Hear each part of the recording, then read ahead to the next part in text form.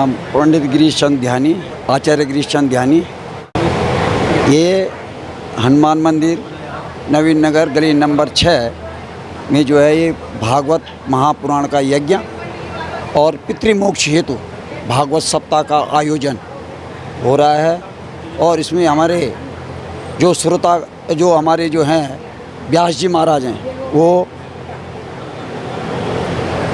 गिरिजी जी महाराज, राम क्या पूरा नाम उनका है, हाँ, दुर्गा गिरिजी जी महाराज अभी फ़िलहाल वर्तमान समय में ऋषिकेश में रहते हैं। जन्मस्थान इनका जो है राजस्थान है, और वैसे उत्तराखंड में जो टिहरी गढ़वाल है वहाँ इनका जो है अभी जो है भागवत कितने दिन चली। और भागवत अभी हमारी जो है 22 तारीख से शुरू हुई थी, और 22 के बाद अभी ये पाँचवा दिन, आज 5वां दिन है, और 28 तारीख को भागवत का पूर्णाहुति होगी।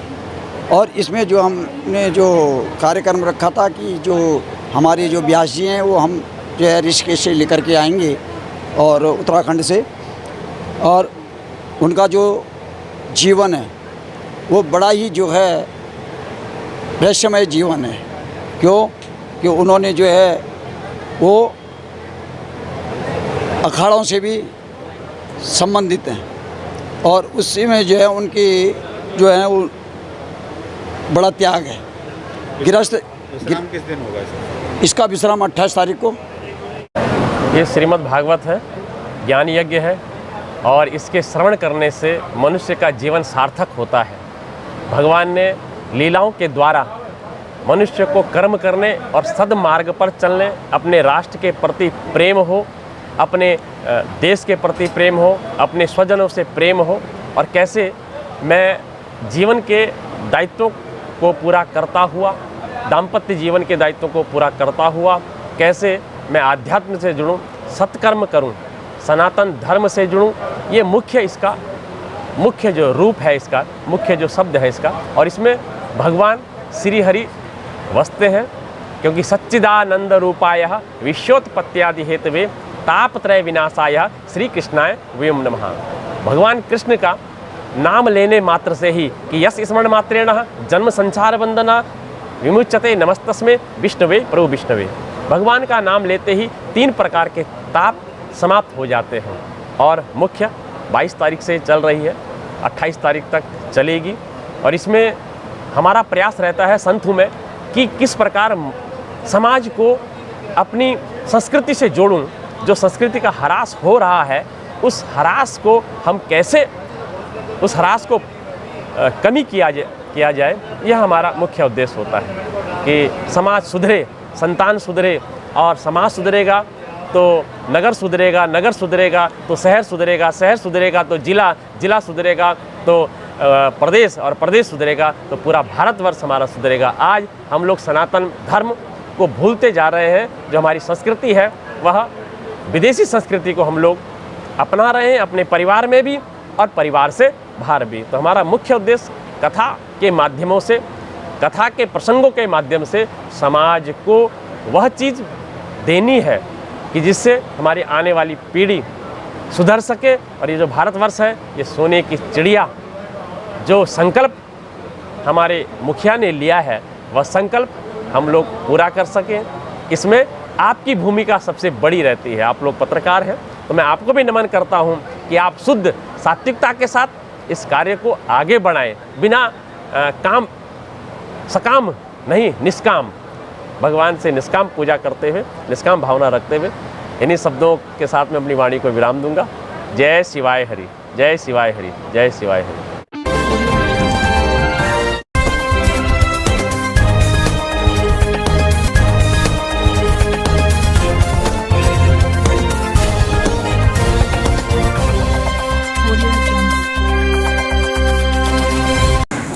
मेरा नाम मोहम्मद उस्मान है।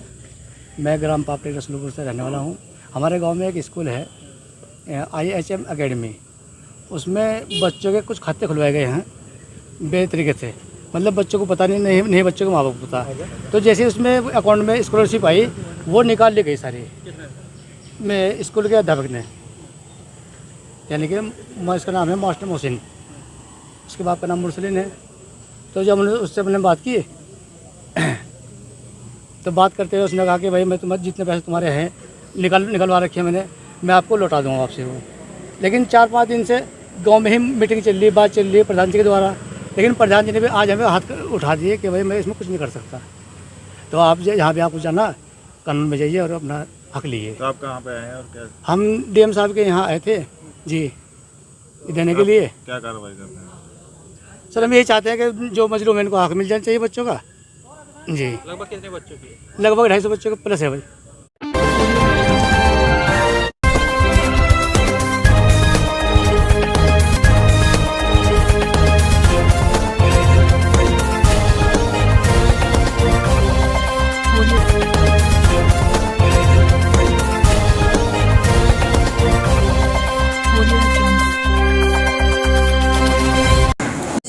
माननीय मुख्यमंत्री जी के निर्देशों के क्रम में सड़क सुरक्षा अभियान का जो ये कार्यक्रम चल रहा है उसके अंतर्गत हमारे जनपद में ये 2 गाड़ियाँ सड़क सुरक्षा वैन और एक गाड़ी और ये दोनों मुख्य चौराहों पर जाएंगी। इससे सड़क सुरक्षा से संबंधित पंपलेट का वितरण किया जाएगा। साथ ही इस पर स्क्रीन लगी हुई है, तो स्क्रीन के माध्यम से वीडियो के माध्यम से भी लोगों को सड़क सुरक्षा के विषय में जागरूक किया जाएगा।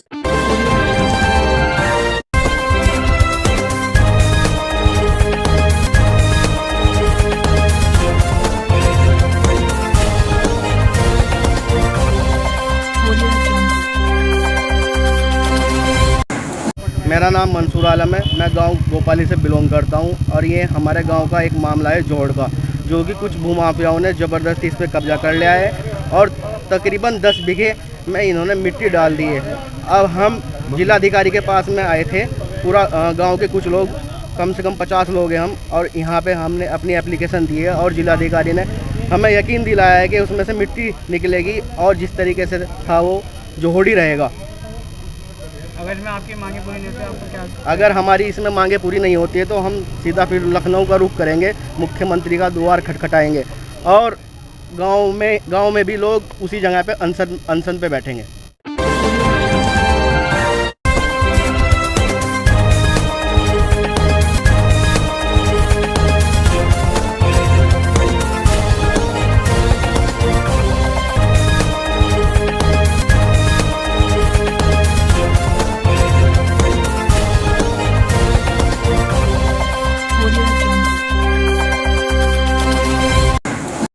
ये टैक्स इम्पोज करने के संबंध में मीटिंग नहीं थी।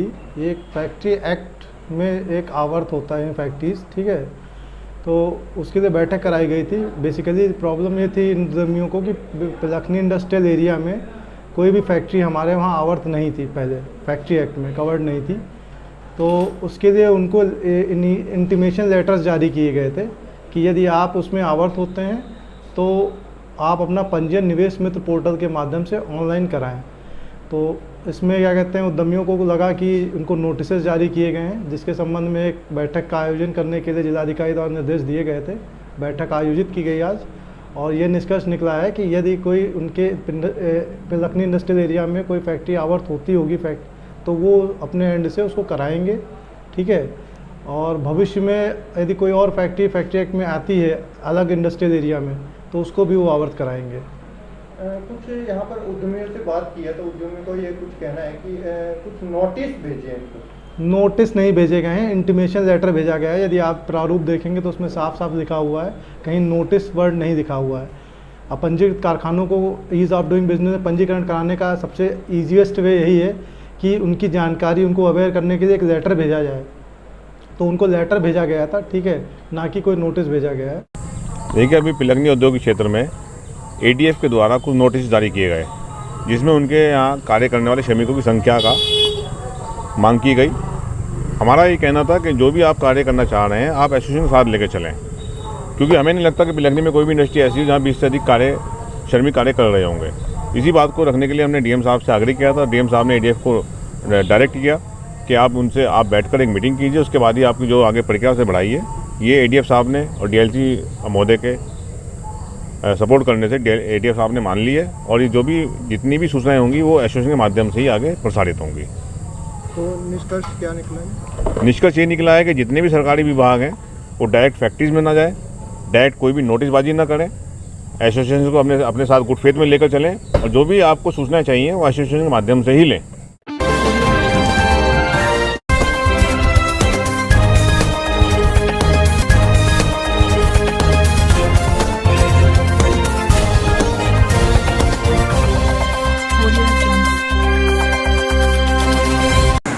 पुलिस और क्राइम ब्रांच की संयुक्त टीम ने 3 लुटेरों को पकड़ा है। इन्होंने एक महिला के साथ कुछ दिन पहले लूट की थी। जब वो रिक्शे से जा रही थी उसका पर्स छीन लिया था। उसके पर्स में काफ़ी उसके ज्वेलरी थी और मोबाइल फ़ोन था, वो सभी बरामद हुआ है। जिस गाड़ी से इन्होंने घटना की थी वो गाड़ी बरामद हुई है। इनके और आपराधिक इतिहास क्या है उसके बारे में हम छानबीन कर रहे हैं। इस प्रकार एक लूट की घटना का सफल खुलासा हमारी सदर बाजार और क्राइम ब्रांच की टीम ने किया है। हाँ, ये अभी तो इनसे जो अभी तक पूछताछ हुई, अभी इन्होंने और कोई क्राइम करना नहीं बताया है। पहला क्राइम ये बता रहा है, लेकिन अभी भी हम इनसे और जानकारी कर रहे हैं। सभी थानों से भी पूछ रहे हैं और इनके लोकेशन देख रहे हैं और जो पुरानी घटनाएं हुई हैं उस आधार पे अगर इनका कोई और अपराध होगा तो उसमें भी कार्रवाई करेंगे। क्या कुछ बरामद हुआ है इनसे? जो महिला के पर्स में उसका एक तो मोबाइल फ़ोन था वो बरामद हुआ है। उसके अलावा उसकी 2 सोने की चेन थी, कान के टॉप्स थे, कुंडल थे और ढेर सारी ज्वेलरी थी। सब के सब इनसे बरामद हुई। करीब 3-4 लाख की ज्वेलरी बरामद हुई।